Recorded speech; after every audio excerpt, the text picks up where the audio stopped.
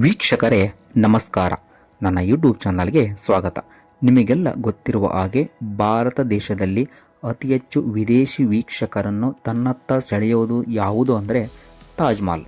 ಅದೇ ರೀತಿ ದಕ್ಷಿಣ ಭಾರತದ ಈ ಟೂರಿಸಂ ಪ್ಲೇಸು ಅತಿ ಹೆಚ್ಚು ವಿದೇಶಿಯರು ವಿಸಿಟ್ ಮಾಡಿದ ಸ್ಥಳ ಅಂತ ಅನಿಸ್ಕೊಂಡಿದೆ.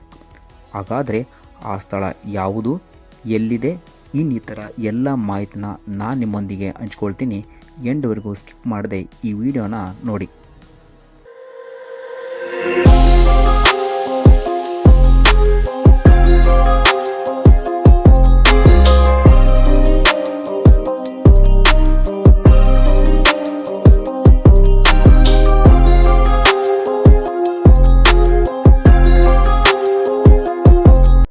ವೀಕ್ಷಕರೇ, ಚೆನ್ನೈನಿಂದ ಸುಮಾರು 60 ಕಿಲೋಮೀಟರ್ ದೂರದಲ್ಲಿರುವ ಬಂಗಾಳ ಕೊಲ್ಲಿಯ ಕಡಲ ತೀರದಲ್ಲಿರುವ ಮತ್ತು ಪಲ್ಲವ ವಾಸ್ತುಶಿಲ್ಪಿಗಳ ತವರೂರು ಅಂತಲೇ ಇದನ್ನು ಕರೀತಾರೆ.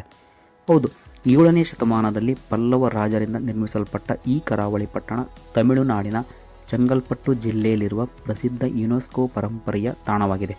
ಇಲ್ಲಿ ನಾವು ಏನೆಲ್ಲ ನೋಡ್ಬೋದು ಅಂತ ನೋಡೋದಾದರೆ ಶೋರ್ ಟೆಂಪಲ್, ಪಂಚರಥಗಳು, ಕೃಷ್ಣನ ಬೆಣ್ಣೆ ಚೆಂಡು, ವರಾಗುವೆ, ಇನ್ನು ಬೇರೆ ಬೇರೆ ಕಲ್ಲಿನಲ್ಲಿ ಕೆತ್ತಲಾದ ಸುಂದರ ಶಿಲ್ಪಗಳನ್ನು ನಾವು ನೋಡ್ಬೋದು. ಈ ಐತಿಹಾಸಿಕ ಸ್ಥಳ ಪಲ್ಲವರ ಎರಡೇ ರಾಜಧಾನಿ. ಮತ್ತು 1ನೇ ನರಸಿಂಹ ಒಡೆಯರು ಕುಸ್ತಿಪಟುವಾಗಿದ್ದು ಅವರು ಮಲ್ಲ ಯುದ್ಧದಲ್ಲಿ ಪ್ರವೀಣರಾಗಿದ್ದರಂತೆ. ಅವರಿಗೆ ಮಹಾಮಲ್ಲ ಎಂಬ ಬಿರುದನ್ನು ಕೊಟ್ಟಿದ್ದರಂತೆ. ಹಾಗಾಗಿ ಈ ಸ್ಥಳಕ್ಕೆ ಅವರ ಹೆಸರನ್ನಿಟ್ಟು ಮಹಾಮಲ್ಲಪುರಂ ಅಂತ ಕರೀತಿದ್ದರಂತೆ. ಮೊದಲಿಗೆ ಈ ಸ್ಥಳಕ್ಕೆ ಮಲ್ಪಪುರಂ, ಮಹಾಮಲ್ಲಪುರಂ, ತಿರಕ್ಕಡಮಲೈ ಇನ್ನು ಬೇರೆ ಬೇರೆ ಹೆಸರುಗಳಿಂದ ಕರೀತಿದ್ದರಂತೆ. ಪ್ರಾಚೀನ ಕಾಲದೊಳಗೆ ಇದಕ್ಕೆ ಬಾನಾಪುರ ಅಂತ ಕರೀತಿದ್ದರಂತೆ. ಈಗ ಇದನ್ನು ಮಹಾಬಲಿಪುರಂ ಅಂತ ಕರೀತಾರೆ. ಮೊದಲು ನಾವೀಗ ಸಮುದ್ರದ ತೀರದ ಮಂದಿರ ನೋಡ್ಕೊಂಬರೋಣ. ಇದಕ್ಕೆ ಶೋರ್ ಟೆಂಪಲ್ ಅಂತ ಕರೀತಾರೆ. ಯಾಕಂದ್ರೆ ಈ ಮಂದಿರ ಸಮುದ್ರ ದಂಡೆಯಲ್ಲಿದೆ. ಈ ಮಂದಿರ ದಕ್ಷಿಣ ಭಾರತದ ಪ್ರಾಚೀನ ದೇವಸ್ಥಾನಗಳಲ್ಲಿ ಇದೂ ಸಹ ಒಂದು. ಇದನ್ನು 7ನೇ ಶತಮಾನದಲ್ಲಿ ಪಲ್ಲವರ ದೊರೆ 2ನೇ ನರಸಿಂಹ ಒಡೆಯರು ನಿರ್ಮಿಸಿದ್ದಾರಂತೆ. ಇದನ್ನು ಗ್ರಾನೈಟ್ ಕಲ್ಲಿಂದ ಕಟ್ಟ್ಯಾರ. ಇಲ್ಲಿ 2 ಶಿವನ ಮಂದಿರ, 1 ವಿಷ್ಣುವಿನ ಮಂದಿರಗಳಿವೆ. ಆ ಕಾಲದಲ್ಲಿ 7 ಗೋಪುರಗಳಿರುವ 7 ಮಂದಿರಗಳನ್ನು ನಿರ್ಮಿಸಿದ್ದಾರಂತೆ. ಈಗ ನಾವಿಲ್ಲಿ ನೋಡ್ತಿರೋದು ಕೇವಲ 1 ಮಂದಿರ ಮಾತ್ರ. ಇನ್ನು ಉಳಿದ 6 ಮಂದಿರಗಳು ಸಮುದ್ರದಲ್ಲೇ ಮುಳುಗಡೆಯಾಗಿವೆಯಂತೆ. ಹಾಗಾಗಿ ವಿದೇಶಿಯರು ಮಹಾಬಲಿಪುರಂಕ್ಕೆ ಸಪ್ತ ಗೋಪುರಗಳ ನಗರ ಅಂತ ಕರೀತಾರೆ.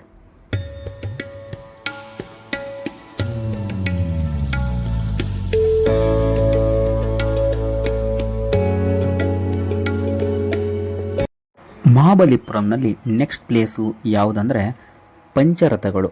ಮಹಾಬಲಿಪುರಂನಲ್ಲಿ ಎಲ್ಲರ ಗಮನ ಸೆಳೆಯೋದು ಇದೇ ಪಂಚರಥಗಳು. ಪ್ರಕೃತಿದತ್ತವಾಗಿ ಇದ್ದ ಕಲ್ಲಿನಲ್ಲಿ 5 ದೇವಸ್ಥಾನಗಳನ್ನು ಭಾಳ ಸುಂದರವಾಗಿ ಕೆತ್ತ್ಯಾರ.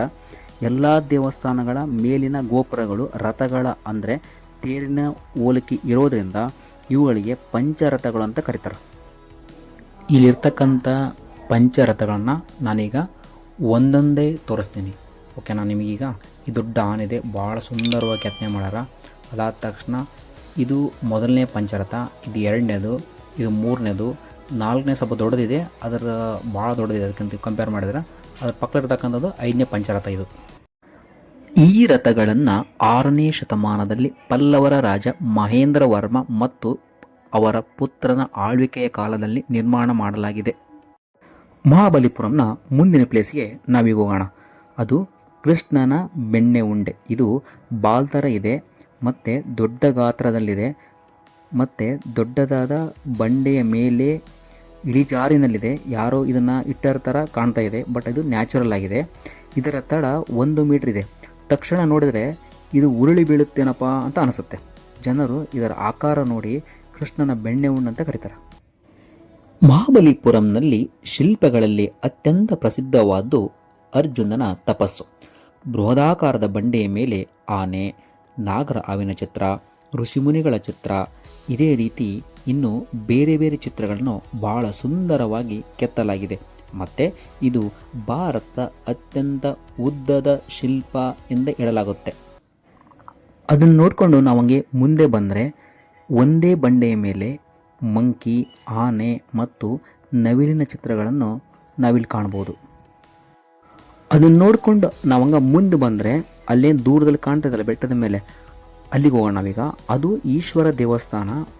ಒಂದು ಬೃಹದಾಕಾರದ ಬಂಡೆಯ ಮೇಲೆ ಒಂದು ಸುಂದರವಾದ ದೇವಸ್ಥಾನ ಕಟ್ಟರ. ಅದು 7ನೇ ಶತಮಾನ ದೇವಸ್ಥಾನ. ನಾವೀಗ ಅಲ್ಲಿಗೆ ಹೋಗೋಣ.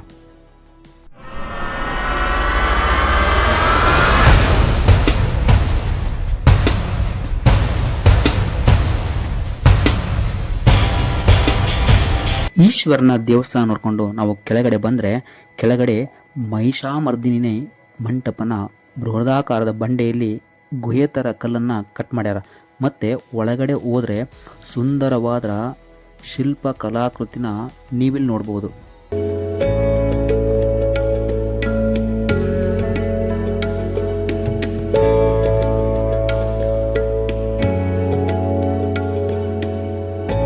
ಮಹಾಬಲಿಪುರಂನಲ್ಲಿ ಸಾಮಾನ್ಯವಾಗಿ ಒಂದೇ ಕಲ್ಲಿನಲ್ಲಿ ಕೆತ್ತಿದ ದೇವಸ್ಥಾನಗಳು ಸುಮಾರು ಇವೆ.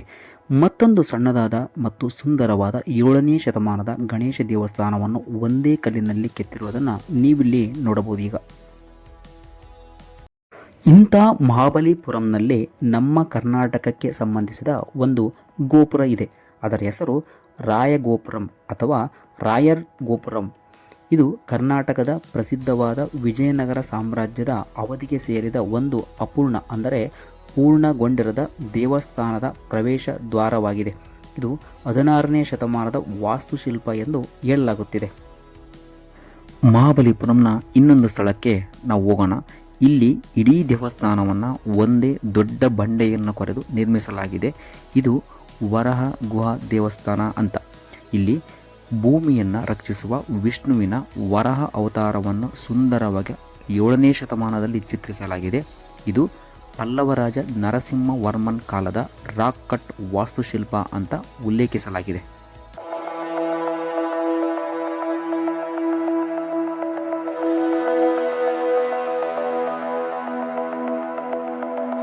ಮಹಾಬಲಿಪುರಂನಲ್ಲಿರ್ತಕ್ಕಂಥ ಎಲ್ಲ ಐತಿಹಾಸಿಕ ಸ್ಮಾರಕಗಳನ್ನು ಯುನೆಸ್ಕೋ ವಿಶ್ವ ಪರಂಪರೆಗೆ ಸೇರಿಸ್ಯಾರ.